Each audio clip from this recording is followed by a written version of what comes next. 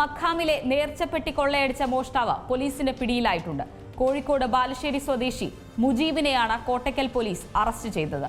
ശനിയാഴ്ച പുലർച്ചെയാണ് നേർച്ചപ്പെട്ടി കുത്തിത്തുറന്ന് പണം മോഷ്ടിച്ചത്.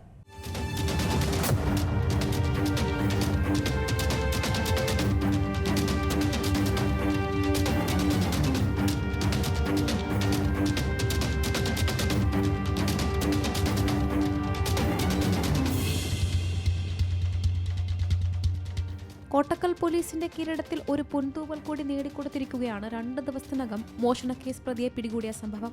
കോട്ടക്കൽ പാലപ്പുറം മഖാമിലെ നേർച്ചപ്പെട്ടി പൊളിച്ച് പണം മോഷ്ടിച്ച സംഭവത്തിൽ നിരവധി മോഷണ കേസുകളിൽ പ്രതിയായ യുവാവിനെയാണ് കോട്ടക്കൽ പോലീസ് പിടികൂടിയത്.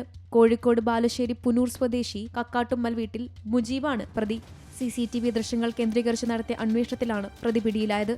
മുജീബിനെ കുറിച്ച് അന്വേഷിച്ചപ്പോൾ കേരളത്തിലെ വിവിധ സ്റ്റേഷനുകളിലായി 8ഓളം മോഷണ കേസുകളിൽ ഇയാൾ പ്രതിയാണെന്ന് പോലീസ് കണ്ടെത്തി. കുന്നംകുളം, തിരൂരങ്ങാടി, പൊന്നാനി, മാവൂർ, കോട്ടയ്ക്കൽ തുടങ്ങിയ സ്റ്റേഷനുകളിൽ ഇയാൾക്കെതിരെ കേസുകളുണ്ട്. തിരൂരങ്ങാടി പോലീസ് രജിസ്റ്റർ ചെയ്ത കേസിൽ 1 വർഷം മുൻപാണ് മുജീബ് മഞ്ചേരി ജയിലിൽ നിന്ന് ശിക്ഷ കഴിഞ്ഞിറങ്ങിയത്.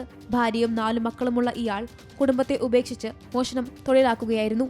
ഇക്കഴിഞ്ഞ ശനിയാഴ്ച പുലർച്ചെയാണ് പാലപ്പുറം മഖാമിന്റെ ഗ്രിൽ തകർത്ത് അകത്തുകടന്ന് നേർച്ചപ്പെട്ടിയിൽ നിന്ന് പണം കവർന്നത്. മഖാമിൽ സിയാറത്തിന് വരുന്ന വിശ്വാസികൾ നേർച്ചയാക്കുന്ന തുകയാണ് നേർച്ചപ്പെട്ടിയിൽ ഉണ്ടാവാറുള്ളത്. എല്ലാ ശനിയാഴ്ചയുമാണ് നേർച്ചപ്പെട്ടി തുറന്ന് പണം എണ്ണി തിട്ടപ്പെടുത്താറുള്ളത്.